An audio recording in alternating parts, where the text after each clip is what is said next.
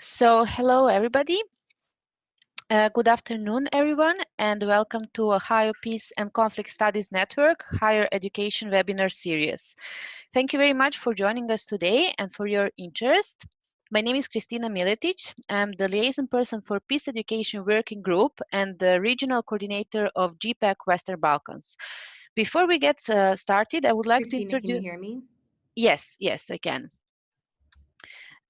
Before we get started, I would like to introduce GPPAC for those of you who are not familiar with our work, and then to introduce our expert today, Sarah Schmidt. GPPAC was founded in 2003 as a member-led network of civil society organizations active in the field of conflict prevention and peace building across the world. Our mission Can everyone hear me? Yes, Sarah, can you hear us? Our mission is to promote a shift in how the armed conflict is dealt with, a shift from a reaction to prevention of armed conflict.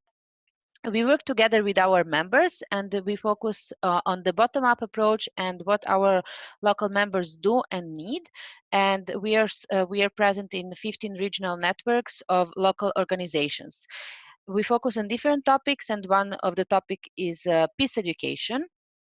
And since 2006, GPPAC members from all corners of the world have been working together to exchange information, skills, and strategies on how best to engage and collaborate with key stakeholders in their education systems.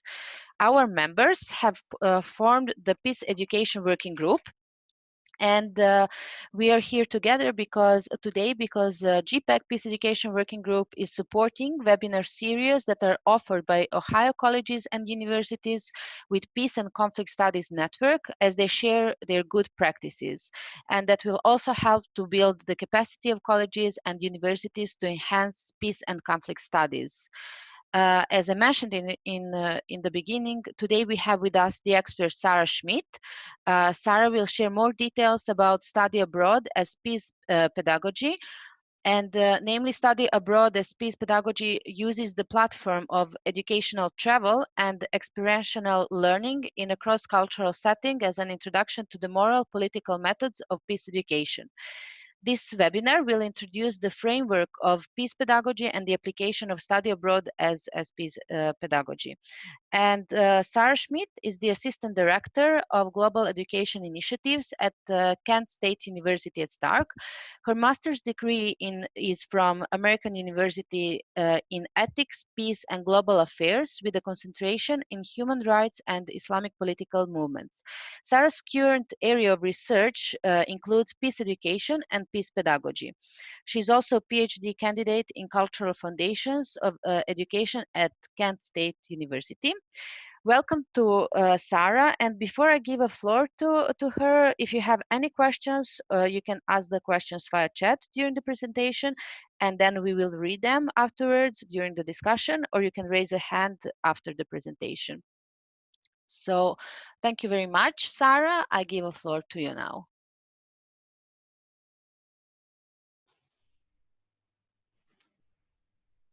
Hi, everyone.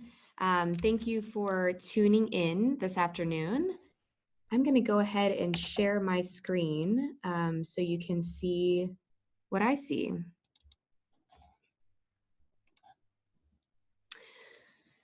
So first, I want to just note that I don't hear you.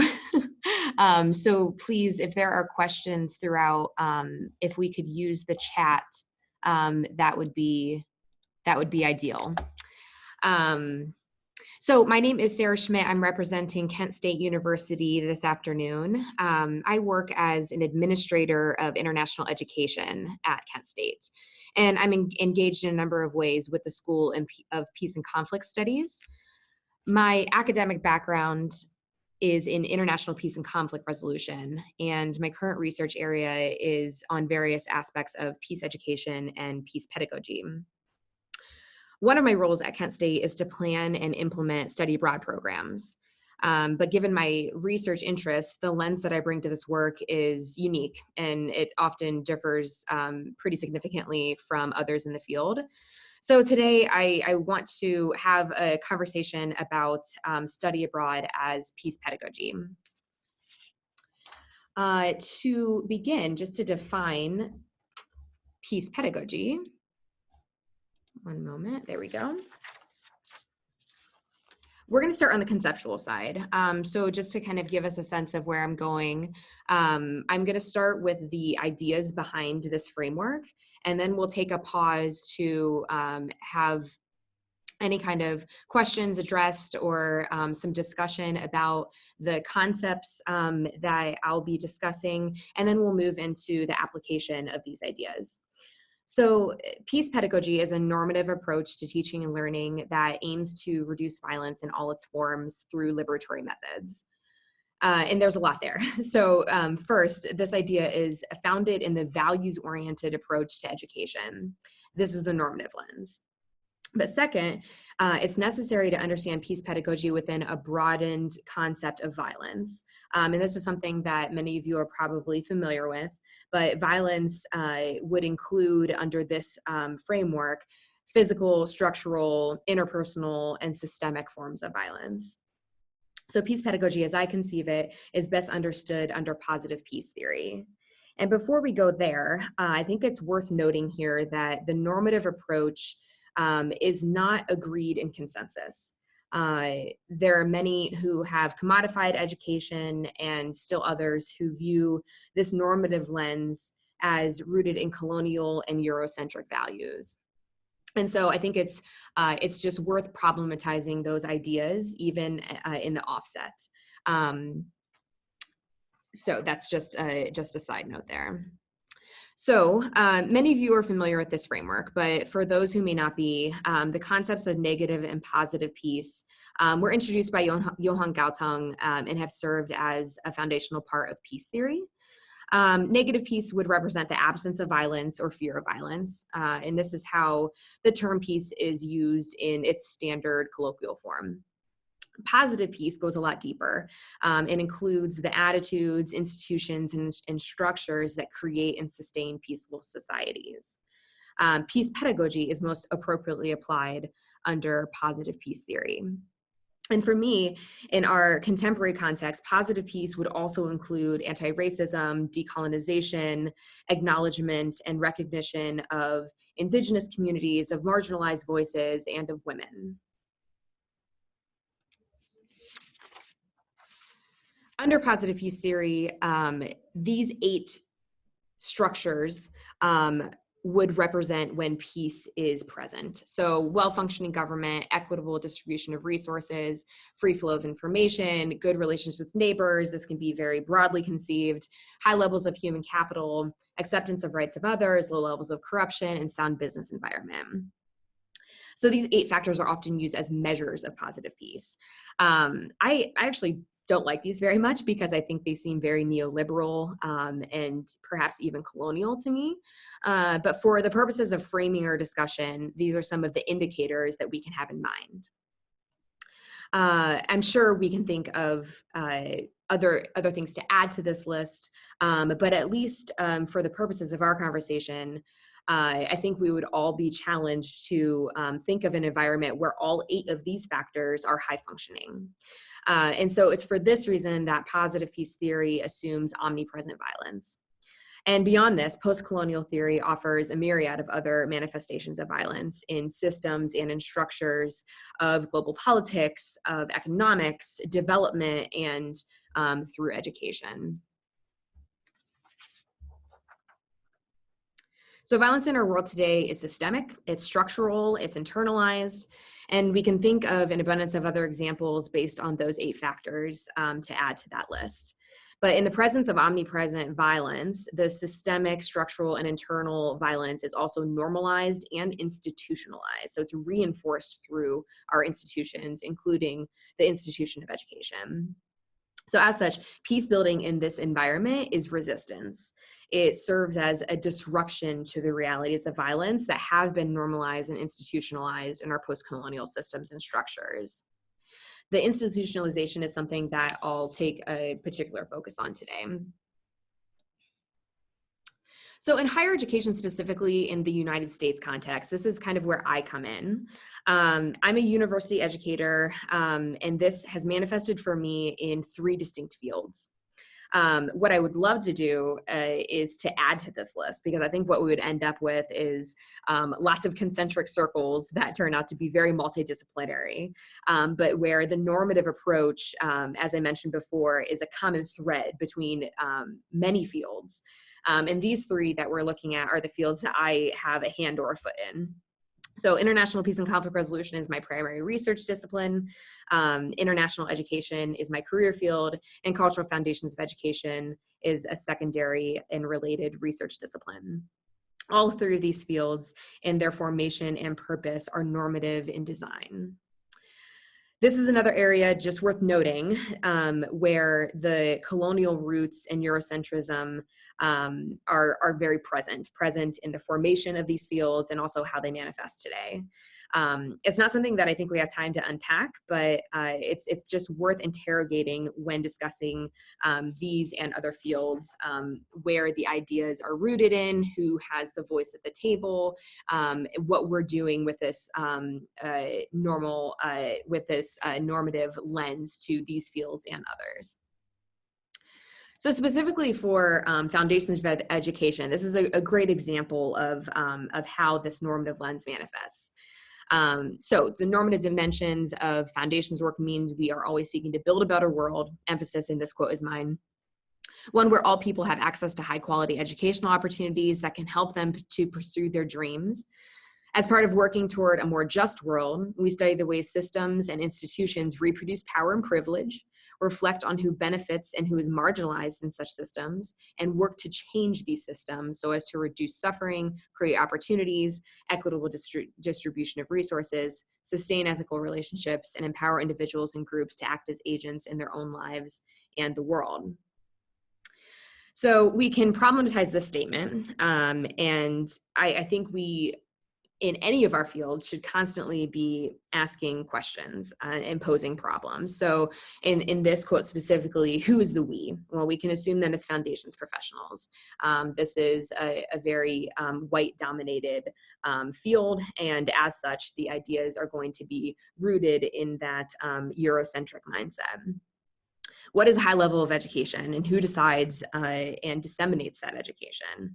Who is working to change the systems, and what voices are at the table as those changes take place? If someone is distributing resources, who is it and how is it distributed? And empower here is used as a verb, and this is just a little bit of a pet peeve of mine. So if I am empowering someone else, that actually means that I have power over them in the first place. And so while this is a great example of the normative approach, even this quote that at its surface is very rooted in values that most of us can agree on, even this can be problematized. And to take that one step further, when we go back to this reality of omnipresent violence, something's gone wrong, right? If we have these values behind the work that we do, yet this is the reality that we're facing, the theory doesn't match up with the reality in our world. So peace research has identified a counterbalance to the violent realities in school through peace education, and peace pedagogy provides the mechanism for delivering peace education curricula. And it's a method that reinforces rather than dismisses the foundational goal of peace education, which is to develop in every individual a sense of universal values and types of behavior on which a culture of peace is predicated. So within education, peace education and peace pedagogy serve as the manifestation of peace building. They are the disruption to the violent realities of schooling, formal schooling specifically. And so to dig into the role of schools and the role of formal schooling and the violence that has come out of it, schools have historically borne the weight of societal transformation. So we know this, right? And for some, this seems logical, especially in a context like the United States, where I'm situated, where formal schooling was intended to reach all citizens in an equal way. It's also intended to be non-discriminatory, but we know that the implementation of the common school in the US has neither provided equal access nor has been non-discriminatory. The landscape of higher education specifically has also faced scrutiny, and rightly so, for bureaucratic arrangements, class biases, implicit racism, which has led to socioeconomic and cultural reproduction, and also stratification. So the data supports this claim, and just a few statistics here. White and Asian students earning a college level credential is about 20% higher than Black and Hispanic students. And so when we couple this with low income demographics and the numbers stratify even more. So for educationists, this is a textbook example of social reproduction theory. And for anyone that's not familiar with social reproduction theory, this was introduced by Pierre Bourdieu as a theoretical framework to analyze the role of schools and formal schooling, or other sites of other institutionalized sites that perpetuate dominant culture.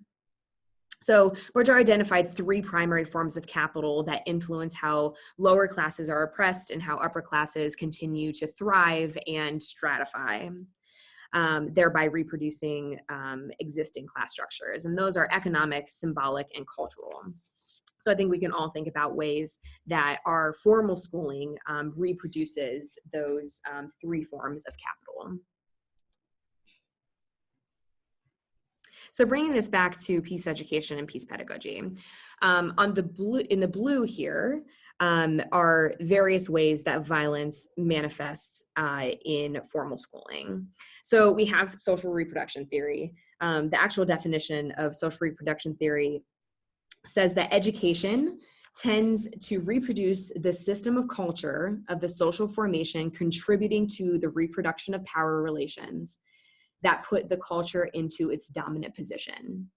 And so focusing on formal schooling, this would suggest that our structure of schools and so the way that we teach, the information that we provide, how education is disseminated, reinforces the hierarchies of society. Beyond this, the way we teach, so specifically what I'm noting here is banking education. This is a term introduced by Paulo Freire. This represents our traditional form of lecture style teaching. And a few examples that Freire gives, he says under this banking dynamic, the teacher teaches and the students are taught. The teacher knows everything and the students know nothing. The teachers think and the students are thought about. The teacher talks and the students listen meekly. This is kind of that traditional classroom environment. And so it's both the structure of education, but also how we're teaching in the classroom. And of course, there are plenty of examples of physical violence in formal schooling. The school to prison pipeline is just one of those. We can think about gun violence in schools, of bullying in schools. These are all examples of actual situations of violence within our formal schools. So the counterbalance to these realities is through peace education content and peace pedagogical approaches. So the first one here, again, a Freirean term, conscientization. I'll unpack this a little for us. So this is the process of uncovering one's political and social realities through an active learning process. So under this model, teachers and students are co-learners engaged in a consistent process together of identifying the world around them, of identifying their place in the world, etc. Beyond this, again, back to the way that we're teaching, is praxeological methods. So praxeological meaning that we start with action-oriented learning, but then that is followed by critical reflection. And this can take many forms. It can be dialogue-based reflection as a group. It can be journaling as an individual. It can be, some combination of those things.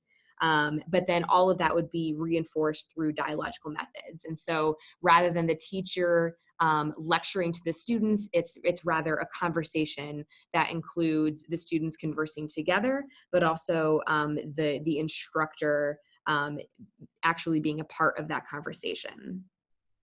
So the normative dimension of all of this is precisely where study abroad as peace pedagogy is most appropriately applied. And so what I'll do next is attempt to offer an applied approach to international education, specifically education abroad, that takes the values of peace and conflict theory with a particular focus on positive peace theory and implements them through study abroad programs. So I want to pause here on the conceptual side and just see if anyone has questions or if any of these concepts need more unpacking, if there's anything on the ideas presented so far. And where I'm going to go next with this is how this applies specifically to study abroad as an activity. And if we could use the chat, that would be best because I don't have audio.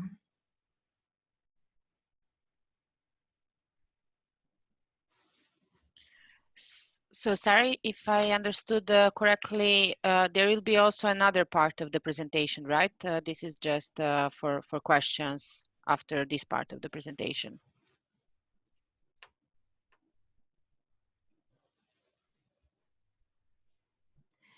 I'm going to go ahead and keep moving forward just to be respectful of everyone's time. And if I see any questions pop up, we can of course pause, but we can take time at the end as well to return back to the conceptual framework and of course any of the practical applications to study abroad itself.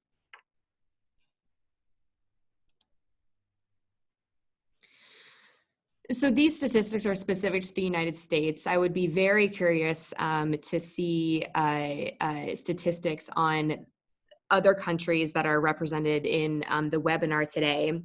But at a university level, international education often involves the process of internationalizing college campuses. So bringing in other viewpoints in various ways. But in a lot of contexts, definitely in the context that I've worked in, it ends up being a numbers game, right? It's an increase in international enrollment, an increase in the numbers of study abroad. But for most, there's not a goal of sustained cross-cultural engagement past those surface level interactions. And I think it's precisely those sustained engagements that's necessary to shift deeply held stereotypes about the world. It's the visceral engagement and consistent visceral engagement where firsthand immersion really proves to be transformative. And I also think it's important to analyze the reciprocity of the transformation. So in many instances, particularly within a study abroad context, the experience tends to be extractive and also lopsided. So it consistently benefits the students traveling rather than a reciprocal exchange that's benefiting both the host community as well as the students engaging in that educational travel. And so this reality is exacerbated if we're looking at student traveling from the global north to the global south, or the west to the east. It tends to take on that extractive model where for the traveling student, it's a resume builder. It's not dissimilar to issues around volunteerism that's rooted in individualized self-gain and not necessarily benefiting both parties involved or multiple parties involved. So the result has been an increase in international programs that are actually rooted in paternalistic thinking. And so it actually, what ends up happening is it reinforces the broader systemic issues of North-South divisions globally. So nearly every college and university has some type of international exposure. This might be on campus, it might be through study abroad programs, but some sort of cross-cultural exposure is offered at most universities these days. And to scrutinize those interactions through that peace pedagogical lens, study abroad that's based on those extractive methods, it it's an unsustainable model. So it fosters greater exclusions and gaps between the world's most privileged and the world's most disadvantaged. And when contextualizing this in emerging markets or developing countries, it can often resemble poverty tourism rather than a meaningful learning experience. I see some questions coming in. Let me just pause for a moment here. What are the basics of peace education that we can put in College of Medicine? Okay. Do you have some? Yes, I will absolutely get to the hands-on applications of various areas of peace education and give some tangible examples that I've had experience of actually applying that to study abroad programs in a non-extractive way. So I will certainly get there. With the statistics that we're looking at here, what this ends up doing is stratifying the field even more. It stratifies the people who are benefiting from a study abroad or an educational travel experience with those who either don't have the opportunity to engage, or even the communities that end up hosting these educational trips. So if you have low levels of continuation and graduation for marginalized communities in the first place, the students who are engaging in study abroad, as we can see, are even lower. And so the people benefiting from a study abroad experience are already the ones who are privileged and have high enrollment and retention numbers in post-secondary institutions. And so under the current model, the risk is that stratification is exacerbated by study abroad or educational travel, rather than trying to disrupt those systems of social reproduction.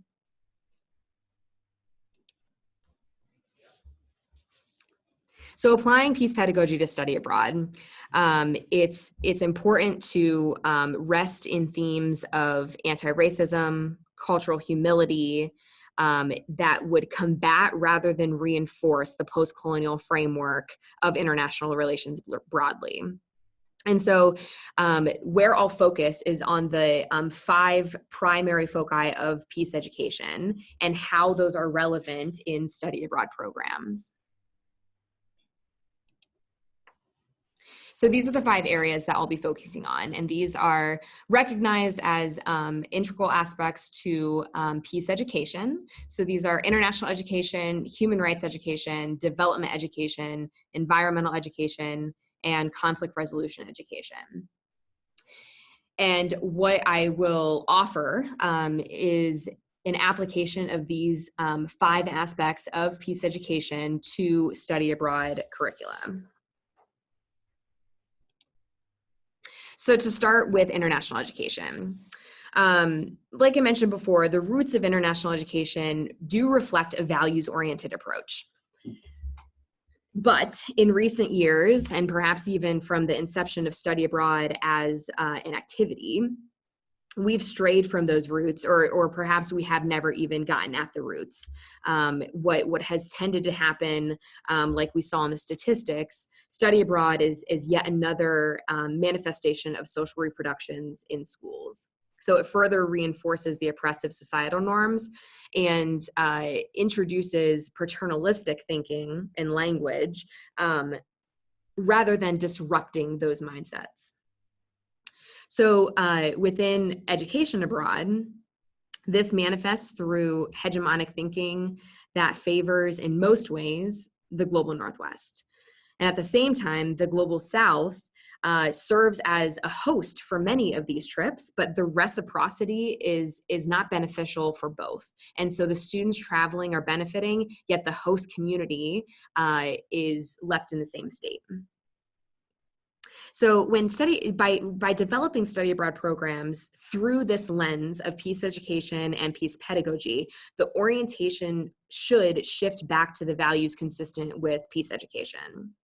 To give an example of this, in 2018, my institution took students from Ohio, which is in the Northeast United States, to Kigali, Rwanda. The class that was linked with this educational travel was to study the 1994 genocide against the Tutsis. So from conception to reintegration, so from the time we were forming the curriculum and the syllabus for the class, all the way through planning the trip, and then also in reintegrating the students who went on this trip, peace pedagogical approaches were used. So students learned the full scope of history, including critiques on colonial powers that instigated societal tensions and resentments that led to structural and physical violence in the country. We use the rhetoric of peace and conflict to describe both the historical event and colonization, as well as the post-colonial efforts to divide society. And we introduce this information through the framework of peace education. So it was delivered as content in that way, but also in the actual classroom and during the trip, dialogue and praxeological learning methods were used. And so students were given autonomy of the space that they were in, and the leadership played a role of problem posing and offering questions, scenarios that would instigate conversation. And so in nearly every session, students were driving the conversation. The facilitators of the trip, which I was part of this trip, the facilitators offered just that, more of a facilitation of problem posing, of asking questions that the students were then tasked with unpacking together in dialogue. And so there were sessions to debrief every day. And as you can imagine, the content of this trip was, it was very emotional. It was a very intense in just the content. And so it was necessary to give students an opportunity to start to unpack what they had experienced. The other part of this trip that we were very intentional about was giving students from Ohio consistent interactions throughout our time with Rwandan university students. And so on almost a daily basis, there were workshops between students from the United States and students from Rwanda. And they were talking about all of these issues. We were particularly focusing on the post-genocide reconstruction of the country.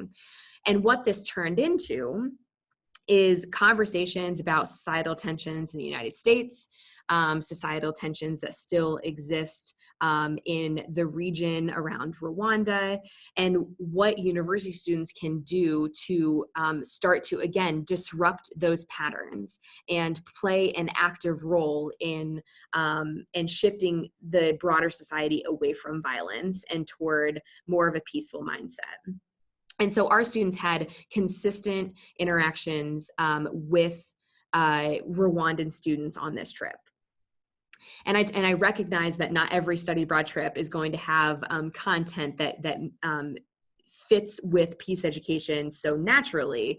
What I do think, though, is that there are opportunities to integrate these ideas into really any study abroad program. If there's going to be travel abroad, then you're automatically looking at international education. You already have the framework there and the setting there because of the abroad travel. And so what instructors can do is to provide space for voices at the table that are not traditionally included in international education. And so, for example, if you're planning a trip and there are scholarly resources, which naturally there will be, from the country that will be hosting, this is an opportunity to introduce that content in the syllabus rather than focusing on that colonial framework and that Eurocentric framework of scholarship.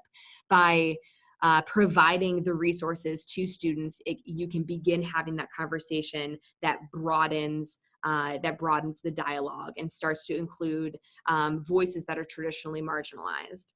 And so bringing in, information about social movements, about feminist perspectives, about equitability between North and South curricula, bringing in those scholarly voices from the other country. This is a way to introduce international education for any field. It does not necessarily have to be specifically linked to peace and conflict. For human rights education, social issues are inherently human rights issues. And so this is another place where the instructor for a study abroad program can introduce the social issues that are facing the community who will serve as the host. What students can do with that is they can draw comparisons with their own experience. They can begin to question their place in their local community, in their global community, and they can start to wrestle with these social issues that are inherently human rights issues. One way to do this, especially for folks that may not be as familiar with the human rights rhetoric, is through the framework of the Universal Declaration of Human Rights. There are 30 categories that recognize everything from the right to rest and leisure to the freedom from slavery. And so on that list of 30 categories, there will be connecting points through very multidisciplinary fields.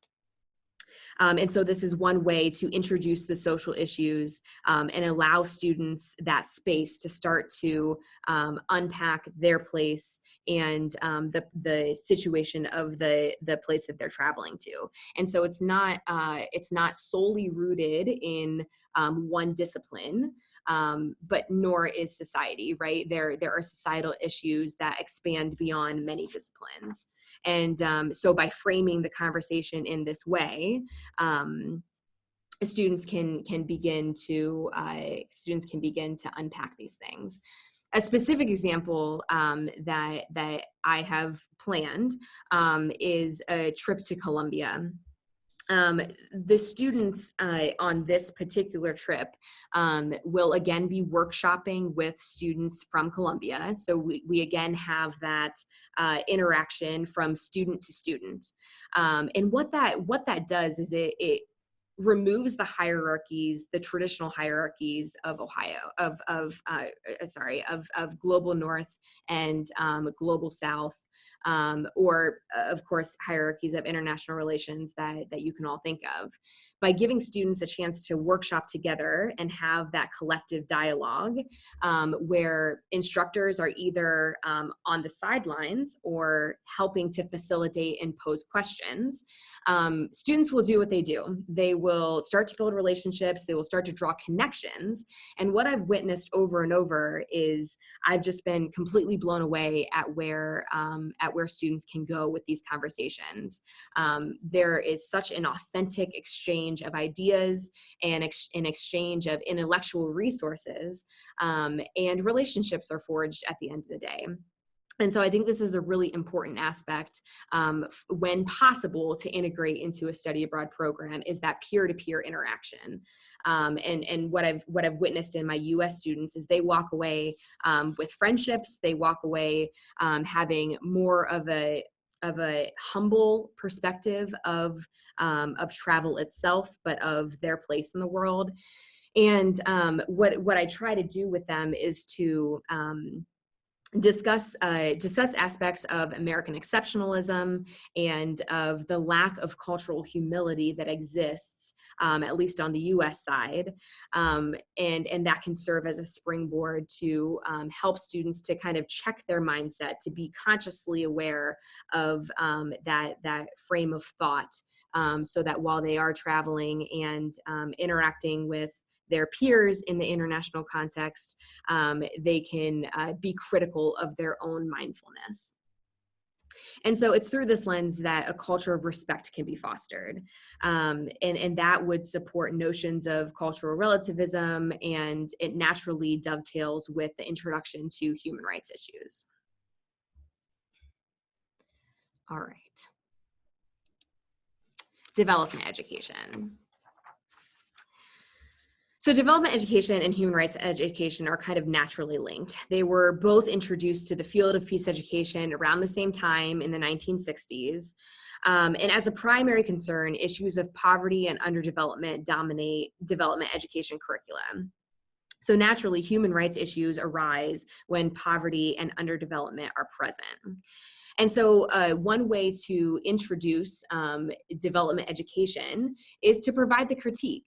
to help students to uncover the fact that there's really an absence from traditional international relations curricula to talk about the issues of paternalistic thinking, of unsustainability, and the consistent benefits of the global north when thinking about development as a field.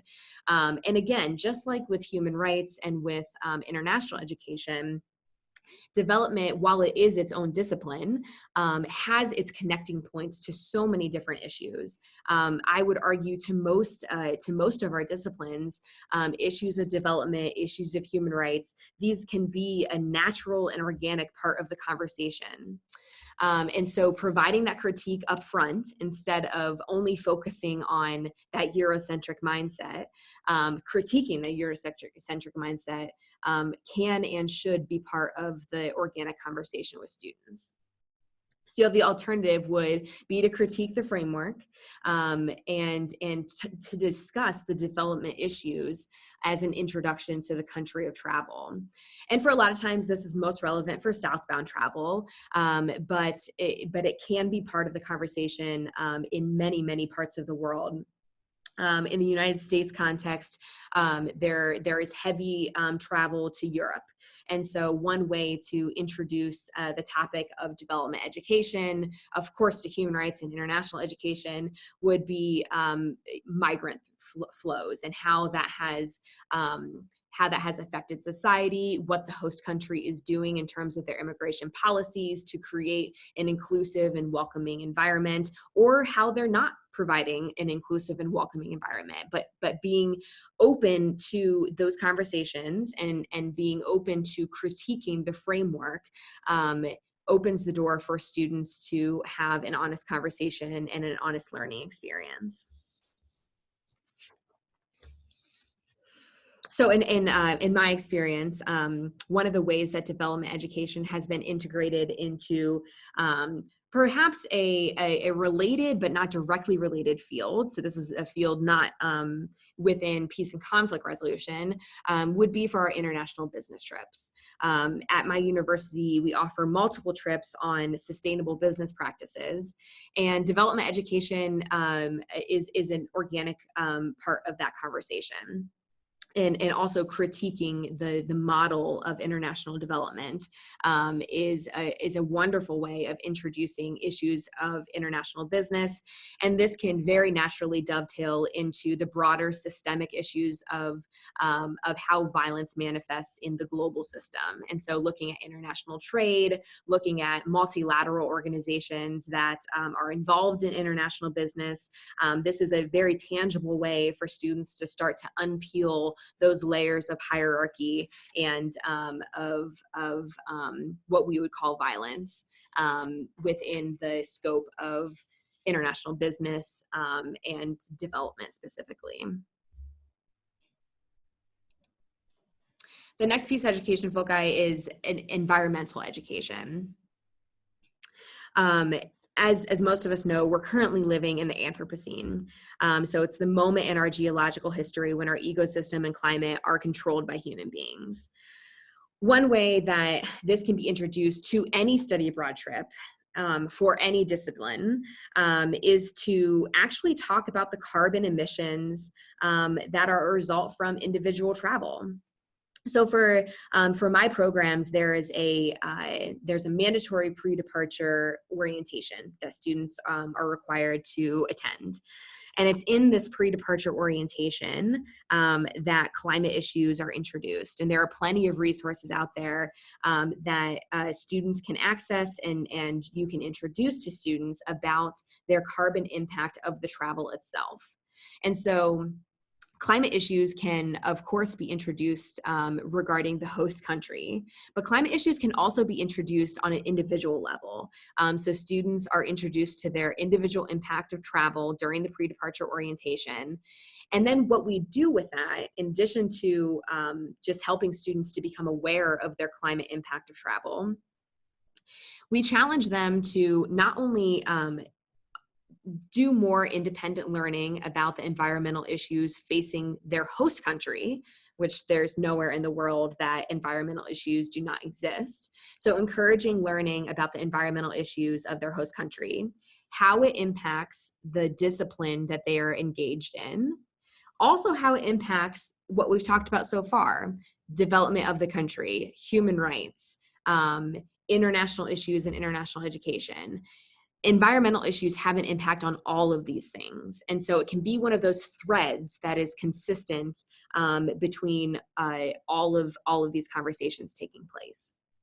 And then students are also challenged to take on some kind of environmental project as part of their travel.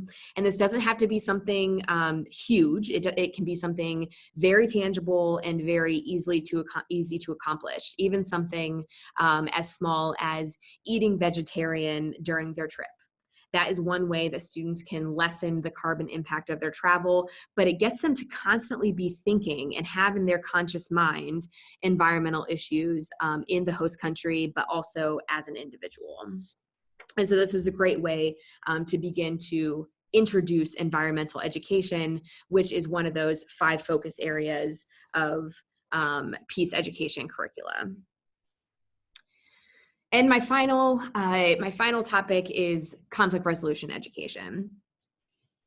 So because the aforementioned foci of peace education, so international education, human rights, development, and environmental education, at this point in history, these are not realized. There are still issues surrounding all of these topics. And so conflict will naturally ensue. And of course, we can think of an entire list of the ways that manifests.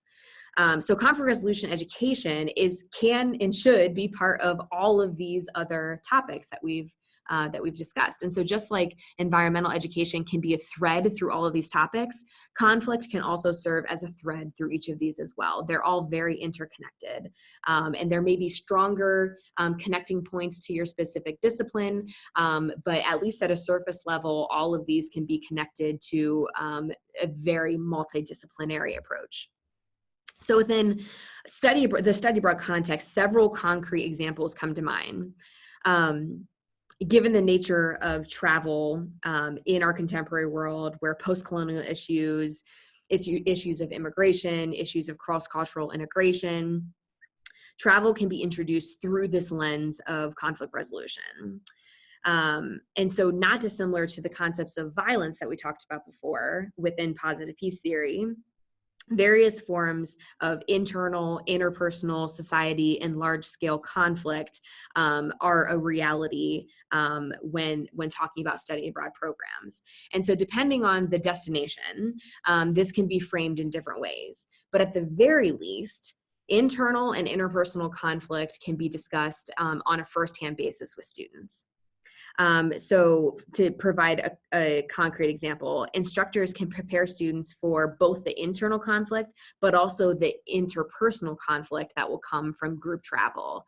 And this is a great way to kind of to talk about the way that conflict resolution is relevant for them as an individual, and that can be introduced within those systemic and societal frameworks.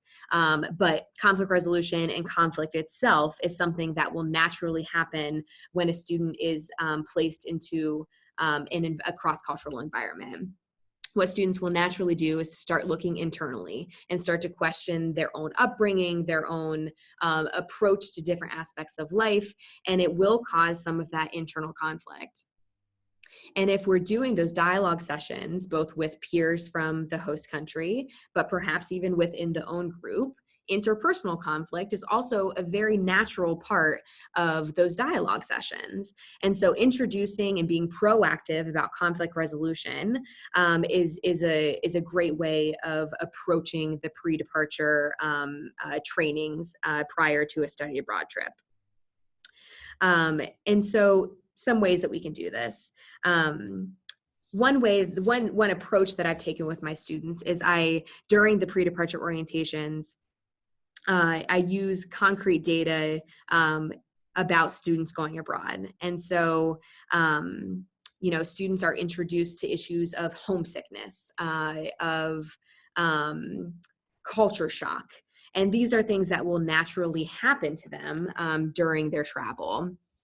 What you can then do is during the travel itself, revisit those issues. So perhaps a couple of days into the trip, after they've had their initial introduction into the educational travel, you can use those same themes as a touch point to both address internal conflict that they may be experiencing, and also to introduce any kind of interpersonal conflict that might ensue from the internal conflict of culture shock, of homesickness, or of just simply that reflective nature of travel, looking internally, asking those difficult questions. And so again, this is relevant for all study abroad programs. And just to wrap up here, taking all of these concepts and putting them into practice. The themes that represent values-based education are rooted in peace education foci. International education is based on values of plurality and authentic multiculturalism. Human rights education based on inherent worth of every human life. Development education is based on the economic well-being that impacts human rights and human dignity. Environmental education is based on the values of environmental justice. And finally, conflict resolution is centered on values of peace and disruptions of conflict. And so these take form personal, interpersonal, societal, and systemic ways. And all of these can very naturally be introduced through study abroad programs. And so with the goal of disrupting those situations of violence and the ways that violence is reproduced through our formal schooling, it can start to disrupt that system rather than to perpetuate it even more. So I'm going to stop here, and it looks like we've got about 9 minutes left. And so I hope we can have conversation, question and answer, a time to talk about this as a group. Great, thanks to Sarah for such an interesting presentation. If we could use the chat, that would be helpful. So we can talk about these things collectively. Yes, I would like to repeat what Sarah said, that I would like to open the floor to the questions and comments, and please ask the questions via chat, or if you prefer, you can raise your hand. But what is important is that that you tap your questions, and you can do that. Please move your cursor over the bottom of the screen, and you should be able to see the chat. So yes, please go ahead with your questions.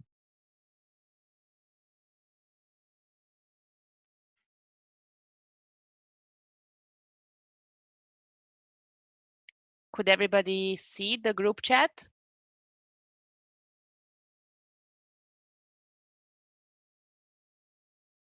Okay, great.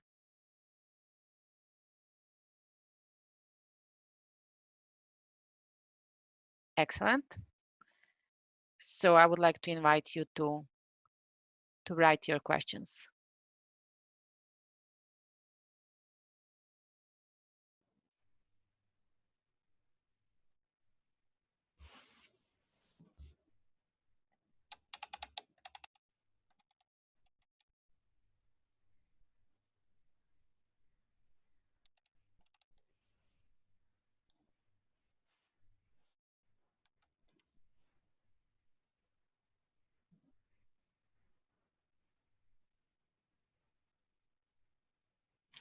Yes, so I have a question here about how we make our connections with the students in the countries that we mentioned. So part of my really one of the first steps that I take when developing a study abroad program is to look for a university host in the country and in the destination country. For many of these programs, they're very driven by faculty and where they want to go. And just naturally, I have seen faculty will tend toward a country that they have some sort of familiarity with. And so they may have, collaborative research colleagues or some kind of connection. But even with destinations that have no connection at all, reaching out to universities in that country, it has been very fruitful in my experience of planning these types of trips, and it's also been very well received on the host country side to provide that international environment for both students, both the host university as well as the students traveling from my institution. And so sometimes we have a direct connection, but sometimes there's no connection at all. And reaching out to universities has been a very fruitful way of making those initial connections with students.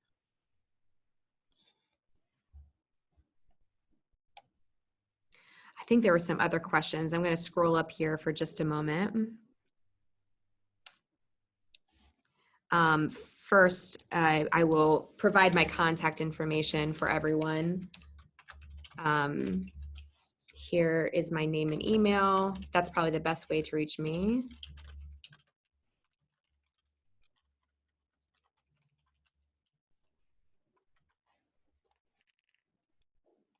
I'm going to go up to our other questions here.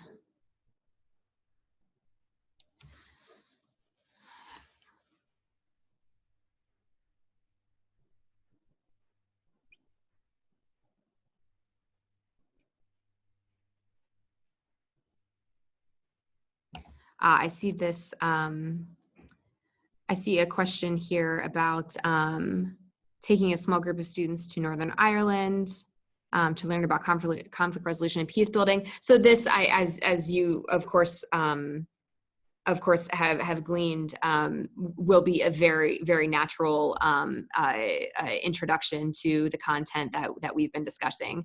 I think my biggest recommendation would be to, as much as possible, try to provide peer-to-peer contact. And if it's not peer-to-peer contact, some sort of authentic cross-cultural dialogue or conversation with people from the host country, so that it goes beyond just sightseeing and goes beyond the content that the students will learn in the classroom, but you'll actually hear it from the folks that have been involved in the peace process, in the peace movements in the country of destination. So for a trip like what you've indicated to Northern Ireland, the conversations will happen very organically, but providing as many opportunities to interact with people who have been actively engaged in the process will give a chance to shift those power dynamics to the folks who were involved in the peace building itself. Okay, another question. Could you tell us about a country where you set up a study abroad program and what tips you have for setting up specifically peace education study way? Yes, so this is something that I'm very drawn to because it's kind of the perfect combination between my career in international education and my research area of peace and conflict resolution. We also have an academic department for peace and conflict studies, and so it's very supported in that college to do study away and study abroad. And just typically speaking, my first step is to take a look at the countries where we already have connections.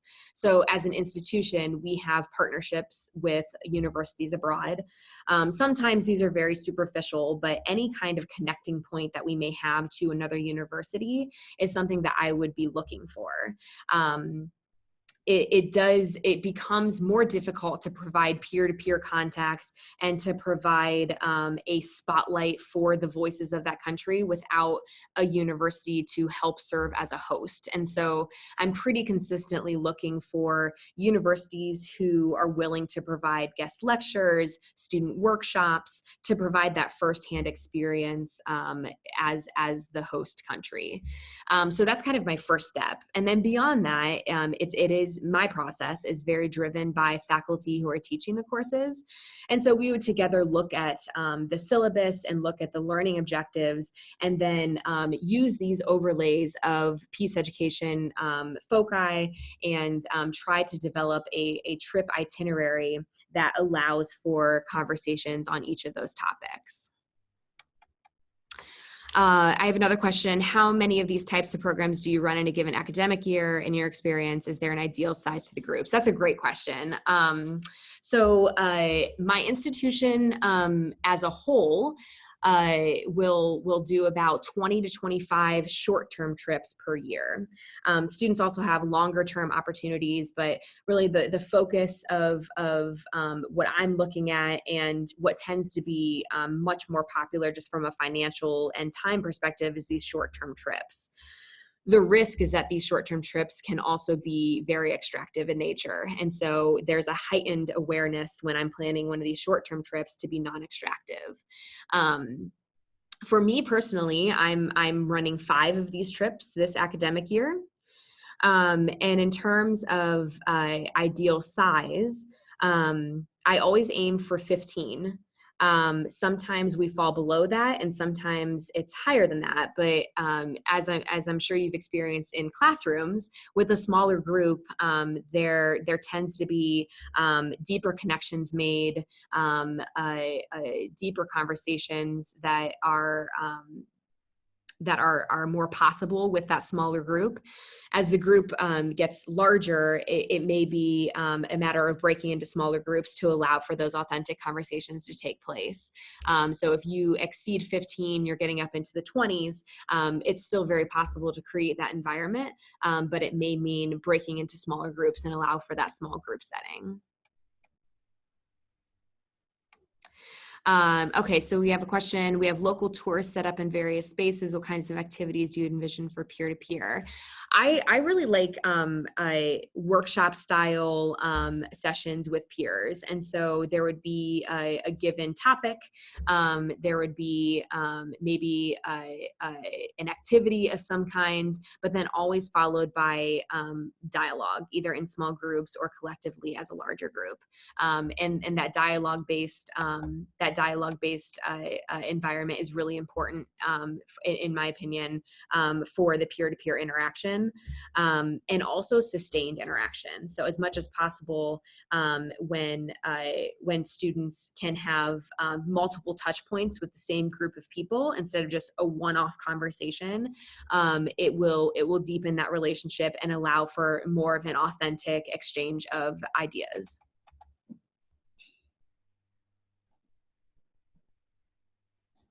I am scrolling through the chat here, and I think I addressed all of the questions that I received privately. If there are any final questions, I would be more than happy to attempt to address them.